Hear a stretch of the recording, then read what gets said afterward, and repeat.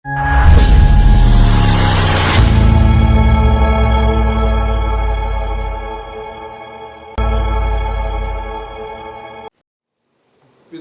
ಸುತನ ಮತ್ತು ಪುತ್ರಾತ್ಮನ ನಾಮದಲ್ಲಿ amen. Hallelujah, hallelujah.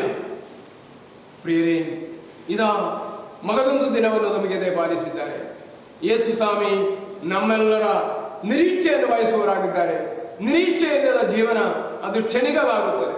ನಿರೀಕ್ಷೆ ಇದ್ದಂಥ ಜೀವನ ಅದು ಸೌಭಾಗ್ಯಕ್ಕೆ ತರುತ್ತದೆ. ಯಾಕೆಂದರೆ ಈ ಲೋಕವನ್ನು ಬಿಟ್ಟು ಸ್ವರ್ಗಕ್ಕೆ ಹೋಗಲಿಕ್ಕೆ ಬೇಕಾದ ಸಮಯ ಆದಾಗ ಆಗಿದೆ. ಯೇಸು ಸ್ವಾಮಿ ಶಿಷ್ಯರಲ್ಲಿ ಹೇಳುತ್ತಾ ಇರುವುದು ತನ್ನ ಯಾತನೆಯ ಕುರಿತು. ಪ್ರೈಸಲೋ, ಹಾಲೆಲೂಯ. ಜೀವನದಲ್ಲಿ ಬರುವಂಥ ಕಷ್ಟ ಸಂಕಷ್ಟಗಳು, ಜೀವನದಲ್ಲಿ ಬರುವ ಇಕ್ಕಟ್ಟು ಬಿಕ್ಕಟ್ಟುಗಳು ದೇವರಿಗೆ ಮಹಿಮೆ ಸಲ್ಲಿಸುವುದಾಗಿ ನಾವು ಸ್ವೀಕರಿಸುವಾಗಿದೆ. ಕ್ರೈಸ್ತ ಜೀವನವನ್ನು ಫಲವುಳ್ಳವರಾಗಿ ಮಾರ್ಪಡಿಸಲಿಕ್ಕೆ ನಮಗೆ ಸಾಧ್ಯ. ಹಲ್ಲೆಲೂಯ. ಫಲವಿಲ್ಲದ ವೃಕ್ಷದಲ್ಲಿ ಏನು ಅದು ಒಣಗಿ ಹೋಗುತ್ತೆ ಎಂಬುದನ್ನಾಗಿದೆ ದೇವರು ನಿನ್ನೆ ಕೇಳಿದ ವಾಕ್ಯ. ಇವತ್ತು ದೇವರು ಹೀಗೆ ಹೇಳುತ್ತಾರೆ. 18ನೇ ಅಧ್ಯಾಯ ಮತ್ತಾಯ ಸುವಾರ್ತೆ 18ನೇ ಅಧ್ಯಾಯ 23ನೇ ವಚನ.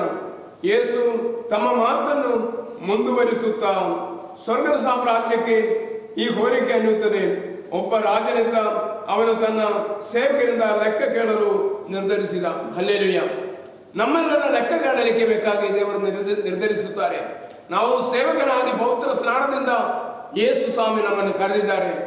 ಈ ಕರೆಗೆ ನಾವು ಹೋಗೊಟ್ಟು ಯೇಸು ಸ್ವಾಮಿಯನ್ನು ಹಿಂಬಾಲಿಸುವ ಮಕ್ಕಳಾಗಿ ಮಾರ್ಪಟ್ಟಿದೆಯಾ? ಇಲ್ಲವಾದರೆ ಈ ಸಮಯ ನಮಗೆ ಕೊಟ್ಟಂತ ಸೌಭಾಗ್ಯದ ಸಮಯವಾಗಿದೆ.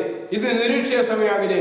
ಈ ನಿರೀಕ್ಷೆ ಸ್ವರ್ಗ ಸಾಮ್ರಾಜ್ಯಕ್ಕಾಗಿ ನನ್ನ ತಂದೆಯನ್ನು ನಾನು ಪ್ರಚುರಪಡಿಸುತ್ತಾರೆ ಎಂಬ ಅರಿವಾಗಿರಬೇಕು. ಅದಕ್ಕಾಗಿ ದೇವರು ನಮಗೆ ಶಕ್ತಿ ನೀಡಲಿ.